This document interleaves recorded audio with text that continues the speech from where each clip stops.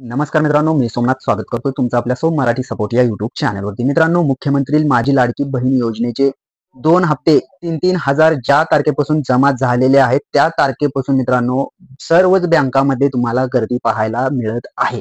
याचं कारण ही तसंच आहे मित्रांनो।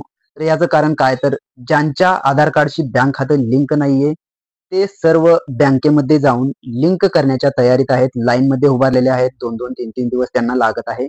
पण तसं न करता मित्रांनो, तुमच्याजवळ स्मार्टफोन आहे, काही ठराविक बँका आहेत मित्रांनो, त्या बँकेमधून जर तुमचं बँक खातं असेल तर तुम्ही घर बसल्या तुमच्याजवळ असणाऱ्या स्मार्टफोनच्या मदतीने तुम्ही ते बँक खातं आधारशी लिंक करू शकता। आणि त्या बँका कोणत्या आहेत आणि ते कसं लिंक करायचं हेच आपण या व्हिडिओमध्ये पाहणार आहोत। सर्वात पहिलं मित्रांनो, तुम्हाला व्हिडिओच्या डिस्क्रिप्शन मध्ये किंवा व्हिडिओ कमेंट बॉक्समध्ये याची लिंक भेटून जाईल। या लिंकवरती क्लिक करून डायरेक्टली तुम्ही या पेजवरती येणार आहात।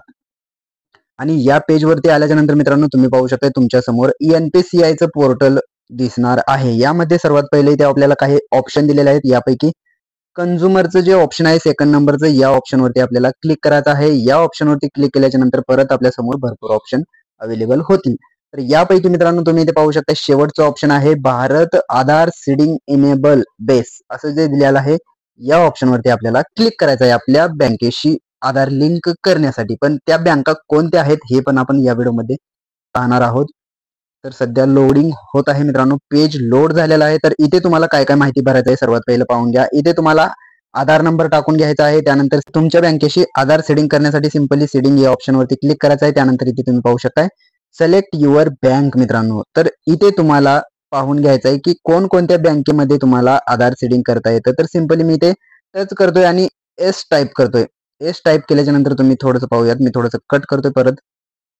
तर इथे पाहू शकता मित्रांनो, परत ते एस कट केल्याच्या नंतर इथे तुम्हाला त्या बँका दाखवल्या जाणार आहे ज्या बँकेमध्ये तुम्ही ऑनलाईन घर बसल्या तुमच्या जवळ असणाऱ्या स्मार्टफोनच्या मदतीने बँक आधार लिंक करू शकता। ज्यामध्ये पहिली बँक मित्रांनो तुम्ही इथे पाहू शकता बँक ऑफ बरोदा आहे, त्यानंतर कॅनरा बँक आहे, इंडियन बँक आहे, इंडियन ओव्हरसीज बँक आहे, त्यानंतर कर्नाटका विकास ग्रामीण बँक।